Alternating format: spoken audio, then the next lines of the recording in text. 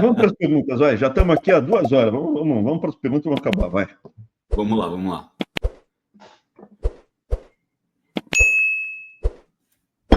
Engenheiro Software, EIB e o Lula sinalizando anistiar a turma do 8 de janeiro. E a Bolsa Leprada comemorando a quartelada farofeira boliviana. Lula está costurando apoio para evitar pressão de renunciar ou empichar. Engenheiro, olha, vamos lá. Eu acho que a quartelada boliviana é um não evento, não tem nada lá, é um jogo de disputa pequeno, não vai contaminar a região, tá? É um evento em si só, né? Tem que acompanhar porque não pode deteriorar completamente o país, mas eu não acho que contamine o resto do continente. Costurando apoio para evitar pressão, renúncia ou impeachment. A renúncia ou impeachment ainda estão longe. Eu não acho que ele sofrerá processo de impeachment, nem renunciará nesse mandato. O que pode acontecer? Ele vai, torra dinheiro, o câmbio vai para 6.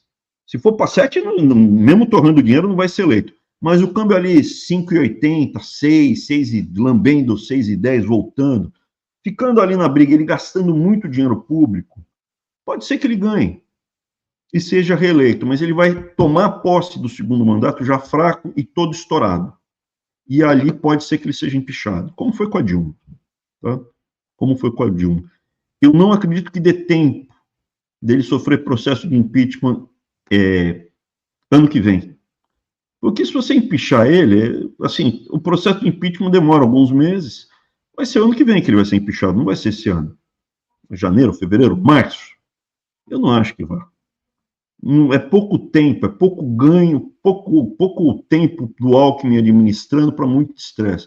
Eu acho que ele vai mais para uma retaguarda, mais para uma retranca, gasta bastante e vai para disputa. Se ganhar, ele se reelege, se não perde, vai para casa.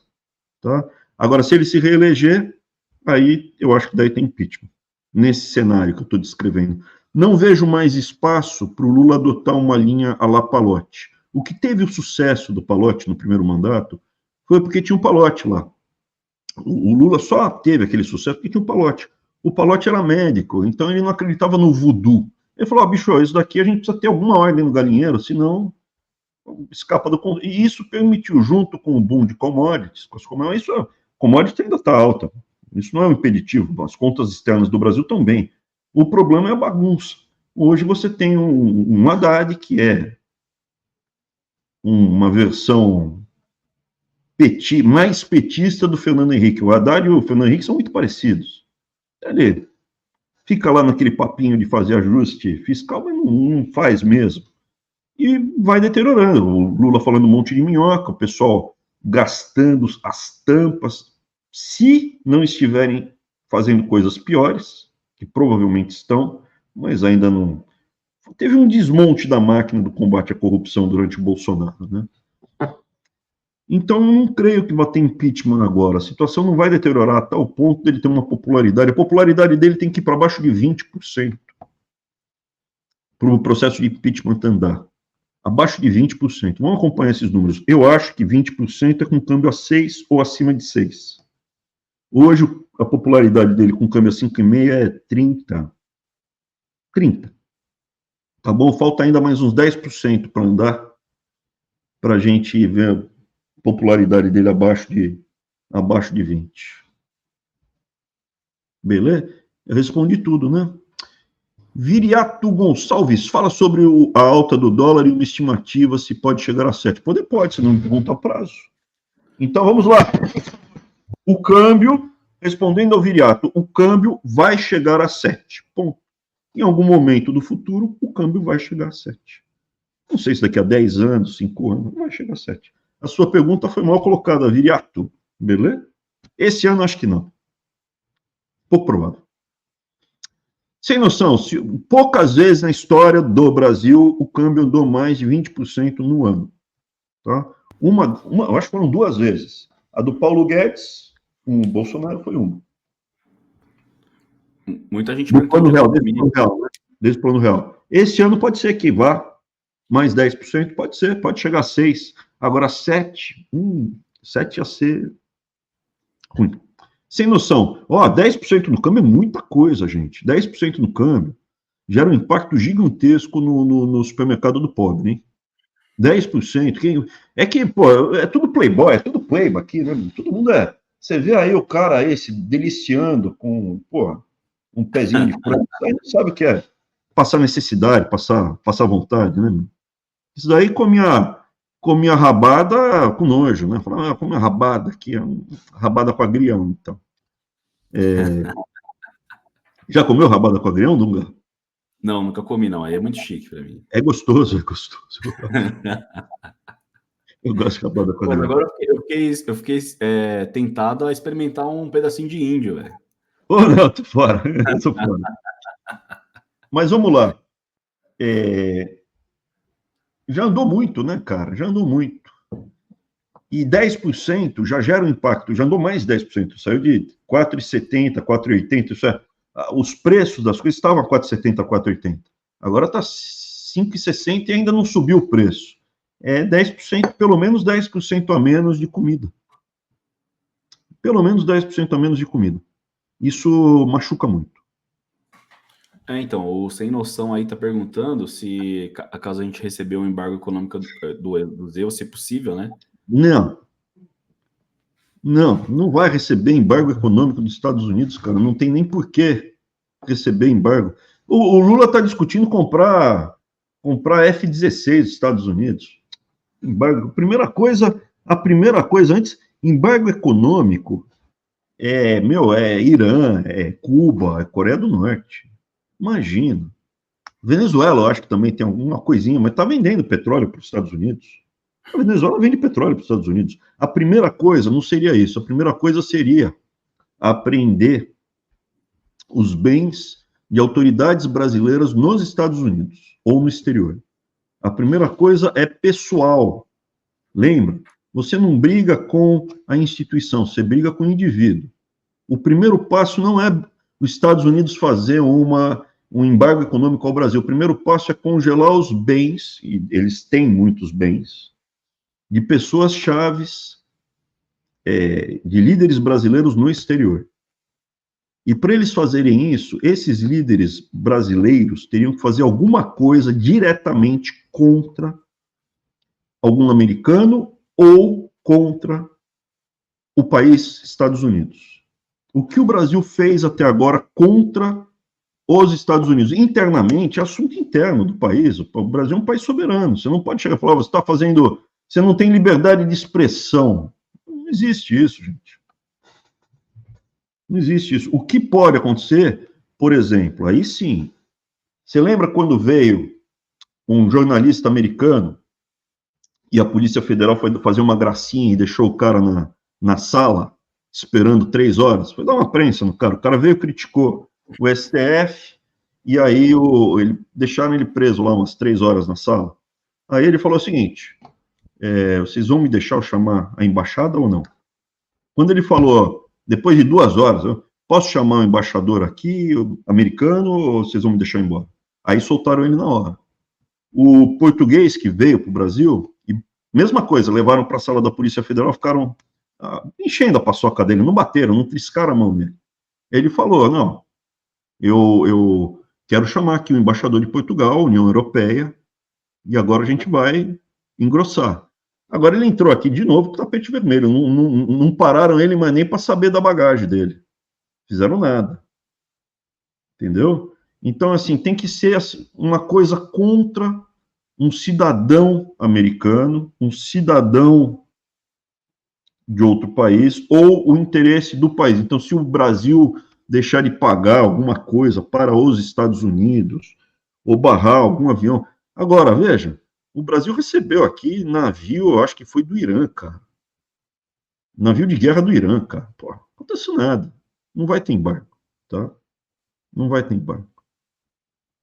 A França, a história da França na Guerra Fria contra a União Soviética, ela foi o país mais sacana que tinha. Acendia uma vela para o diabo, outra para Deus. Ficava o tempo inteiro ali, alisando e assoprando com a Rússia. Não acontece nada. Não vai. Só se tiver uma crise de imagem muito grande, tipo mostrarem nos Estados Unidos que a cocaína e as drogas que entram e estão matando os americanos está saindo toda do Brasil e o governo está permitindo. Aí poderia, tipo, o que teve na Colômbia. Não vai acontecer. A cocaína do Brasil vai para a Europa. Eu acho que a Europa, sim, a Europa dá para fazer um... João Montreal, fala, João, tudo bem? Abraham, você acha que o Brasil voltará à hiperinflação como no final dos anos 80, início dos 90? Acho que não. Que o preço de manhã era um e de tarde era outro. Eu sou uma das últimas pessoas que trabalhou profissionalmente, eu trabalhei na FIP, mas eu era estagiário. Então eu estou com 52 anos, sou um dos poucos que ainda sabem como é a tecnologia. Tem uma tecnologia para você viver no período de hiperinflação. As empresas funcionam. A vida acontece com a hiperinflação. Mas eu não acho que vai acontecer. Por que não? A gente não sai da situação que a gente está, onde a população não sabe mais mexer com inflação, para uma hiperinflação rápida. Pode acontecer em 10 anos. Mas em 2 anos, você ia levar 1/4 da população a estado de fome. Esse pessoal mais pobre ia passar muita fome. Metade da população ia passar fome. Metade. Aí, com fome, eu acho que cai a República. Tá? Antes de a gente chegar na hiperinflação, se ela for rápida. Se for assim, todo ano vai subindo um pouquinho, vai subindo de 3 para 4, para 10, para 12, para 20, para 22, para 30. Aí não, mas se ela fosse assim, numa estiringada só, a República cai, na minha opinião. Tupi, eu não fui fiscal do Sarney, eu nunca fui idiota, cara. O que eu fiz naquela época do Sarney, eu fui para a fila. Minha mãe sempre foi muito correta, né? E ela se recusava a pagar. O Tupi perguntou, Weintraub foi fiscal do Sarney, e deu risada. Eu tinha... Foi em 86. O plano cruzado foi 86. Eu tinha 15 anos, ou 15 anos. E minha mãe se recusava a pagar ágio no açougue, porque sumiu a carne, você congelou o preço, os caras pararam de vender carne no preço congelado, ninguém vai vender para perder dinheiro. E a minha mãe se recusava, mas os supermercados grandes, eles vendiam cotas de carne. Vendiam, sei lá, meio quilo, 1 quilo por cliente. Só que era o seguinte, o supermercado abria de manhã, o pessoal corria, entrava na fila e quando acabasse aquele lote de carne, não tinha mais carne para vender. Uma experiência soviética. Então, minha mãe me levou até o Eldorado, me lembro como hoje, a gente parou lá no estacionamento, que ia ter um lote de carne chegando para ser vendido. De manhãzinha, tipo, muito cedo, cara. Deve ter aberto, sei lá, que horas que abre o supermercado? 7 horas? A gente chegou a ser, fiquei lá no gargarejo, né, cara? Que ali... E aí, quando abriram os portões, o pessoal começou a correr e tinha encerado o chão do Eldorado. E quando parecia coisa de desenho. Quando fez a curva, cara, o pessoal escorregou, porque estava encerado, e o pessoal foi escorregando e caindo e tropeçando, e foi juntando um bolo assim, cara. Aí eu era moleque, cara, dei um pulão, eu pulei por cima de todo mundo, assim, eu dei um pulão, passei na frente de todo mundo, fui o primeiro da fila, lá eu peguei, sei lá, 1 quilo de carne. Meu, não funciona, cara, não funciona congelamento, não funciona, já tem documentado tentativa de fazer congelamento desde o Império Romano, há mais de 2000 anos não funciona. Fernando Canelli, R$20, obrigado, tá indo pro farol os R$20. Fiquei muito triste quando você saiu do MEC, Bolsonaro foi covarde como sempre, sou engenheiro mecânico, mas não atuo na profissão para cuidar da minha filha, distrofia muscular. Manu tem 5 anos, cara,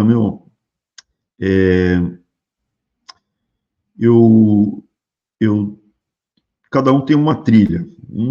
Eu conheço pessoas que conseguem ser muito felizes com deficiência física e vivem, são felizes, aproveitam a vida e trazem alegria para a família. Eu desejo que, não sei por que Deus colocou isso na sua trilha, mas eu desejo muitas bênçãos para a tua família e acredita em mim, cara. Eu acho que você vai ser muito feliz com a sua filha e ela com você e que Deus abençoe a sua família, cara. Tá? Vamos pro próximo. Obrigado pelos R$20. Bruno Begren, R$5. Obrigado, tá indo pro Farol. Hoje tirei meu dinheiro da bolsa e quero aplicar em negócios. Alguma sugestão, Eibe? Sou do interior paulista. Caramba, eu não sei. O que está acontecendo no interior? Sei nem que parte do interior que você tá, cara. Não sei, não sei. Assim, da bolsa eu já tinha falado há algum tempo que ela não ia cair em reais, ela ia ficar de lado. Tá aí, tá tudo documentado no Weintraub Sem Filtro. Eu não compro bolsa se você não tiver uma história de crescimento. No Brasil, você não tem uma história de crescimento. Você tem que, para equity, ações, você tem que olhar um projeto que seja bacana, de crescimento. Eu, por exemplo, acho que a história de energia solar é muito bacana. Mas não é fazer painel fotovoltaico. Painel fotovoltaico já foi. Colocar no telhado, sim, para você não pagar conta de luz. Mas você produzir painel, a China importa da China e mesmo assim a concorrência é muito grande. É um outro produto que eu tô vendo se rola. Tá? Agora, interior de São Paulo, não faço ideia, Bruno. Não, a gente precisaria conversar mais com isso. Eu estou indo para o Brasil eventualmente aí. Vê se você consegue dar um pulo num dos eventos que a gente vai fazer pelo Fórum da Liberdade. Quando tiver tudo certinho, a Wendy, a May, o Dunga, eles anunciam aí, a gente vai organizar, tá? Mas, meu, assim, eu preciso conhecer mais para te dar um palpite. Da bolsa eu já tinha falado para tirar. Há bastante tempo. Vamos lá? Sadam, de novo aí, Sadam. E aí, tudo bem? Por curiosidade, aí, já saboreou erva mate, chimarrão? No caso, eu tenho aqui em casa chimarrão. Eu não gosto. Meu filho de vez em quando toma chimarrão. Já tomei, eu não gosto. Não é minha praia. Eu tomo chá, outros chás. Eu tomo mais o chá normal mesmo, tá? Aqui nos Estados Unidos eu tomo chá inglês, né? Mas no Brasil tem chá bom também, não é só chá ruim, não. Eu já tomei chimarrão, eu já tomei chá de folha de coca, que vem no saquinho, a folhinha de coca. Tem isso no Peru, tem isso na Bolívia e tem isso na Colômbia. Eu nunca levei de volta, né? Até explicar que focinho de porco não é tomada, que é só a folha e tal. Mas é gostoso o chá de coca, não é ruim, não. É gostoso. Chimarrão não é minha praia, cara. Nunca gostei. Beleza? Vinícius Rossi, obrigado, Vinícius. R$50 está indo para o Farol, para as nossas ações do Farol. Em breve vão saber de mais detalhes aqui. Obrigado pelo apoio, Vinícius. E Gildo Barroso, membro 8 meses. Obrigado pelo apoio, Gildo. Obrigado mesmo. Salve-me, professor Olavo mencionou de um livro, Os Índios Nativos ajudaram Herman Cortés a derrotar os astecas. Não aguentavam mais a opressão. Abraço. Gildo, isso está muito documentado. Isso foi relatado na época, está escrito. Houve uma mortandade muito grande das pessoas que moravam na América pré-colombiana. Houve. Morreu, sei lá, 80% da população, mas quase todos morreram. A grande mortandade foi em função de doença, principalmente varíola, que foi muito rápido. Então, ali, na queda dos astecas, está muito relatado, mas isso está relatado em vários outros livros e textos, que aconteceu na região dos maias, que aconteceu nos incas. Os astecas, eles eram extremamente agressivos.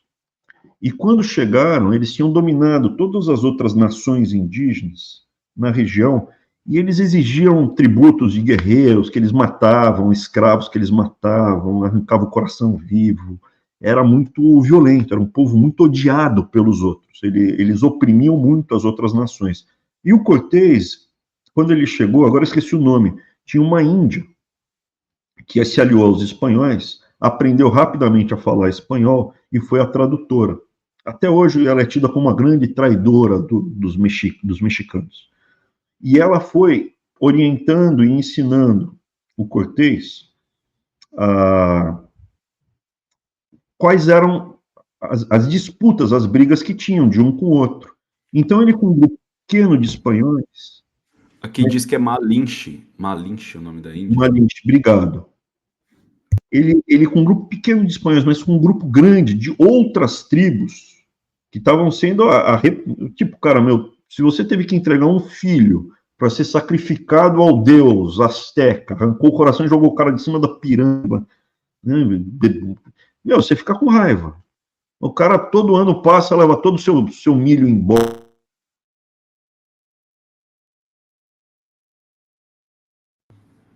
E.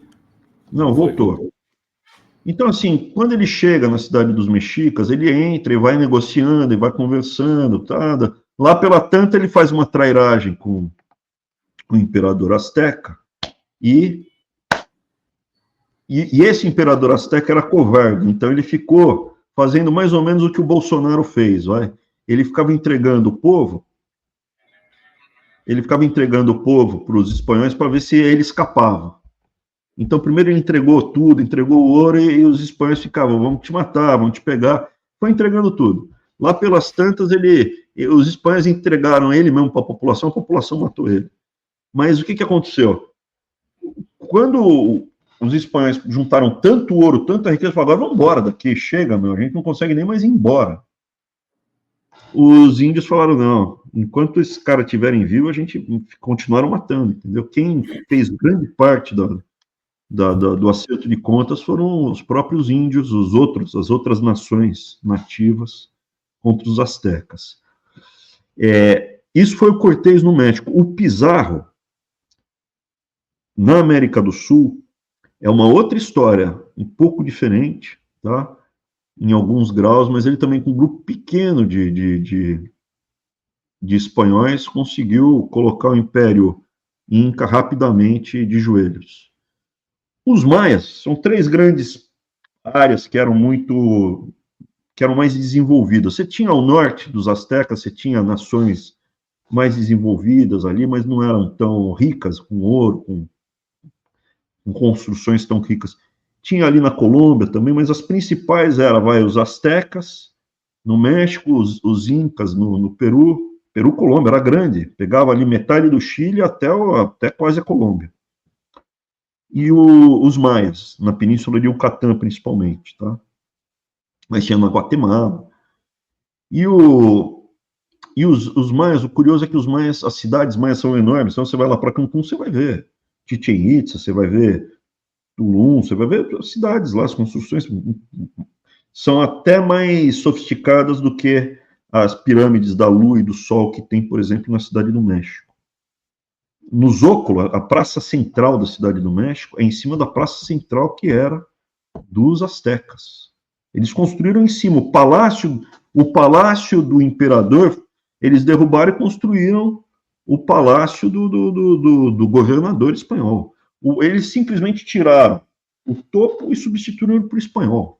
Assim, o principal templo deles, eles destruíram e construíram a catedral. Rapaz.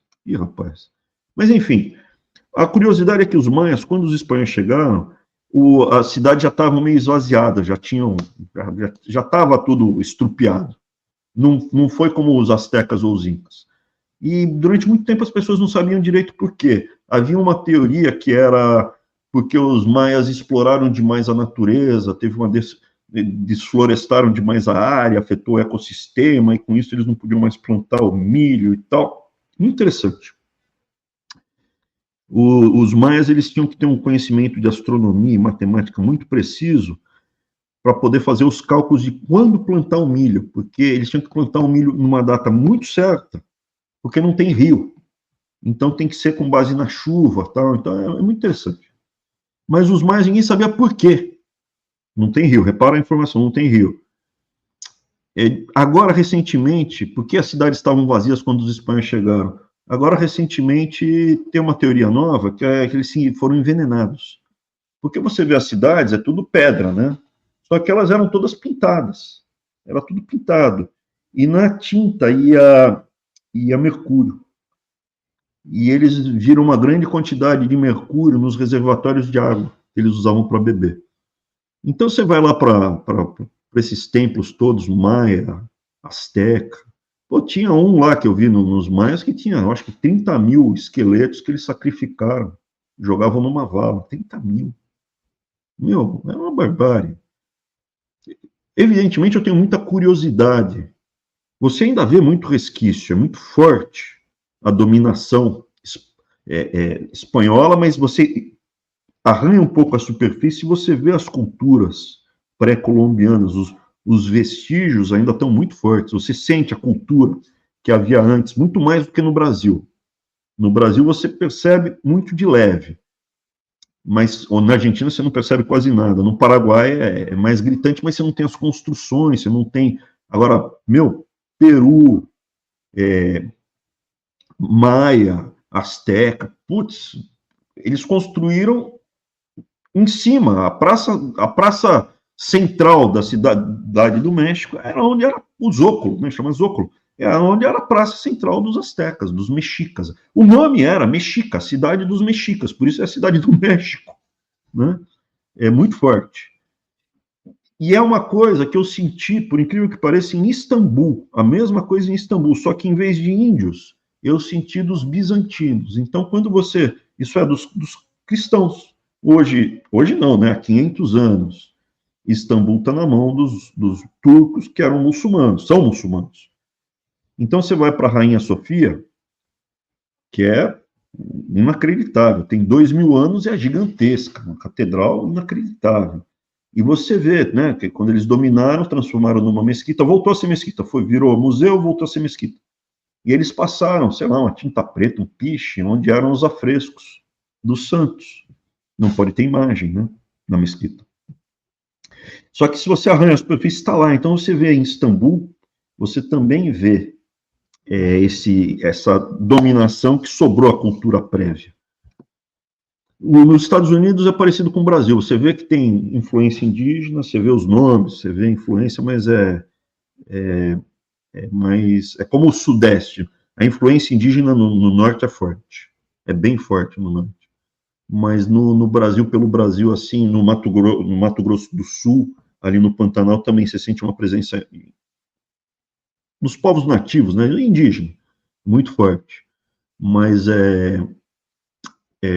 aqui nos Estados Unidos, nessa parte costa leste, é parecido com o que vai no sudeste do Brasil. É mais nomes, passou alguma outra coisa. Os índios aqui, que eles falam aqui, as tribos aqui que tem de índio, é loiro de olho azul. Não é piada. Aqui, né? Eu sou índio, é loiro de olho azul. Mistura, né? Mistura muito.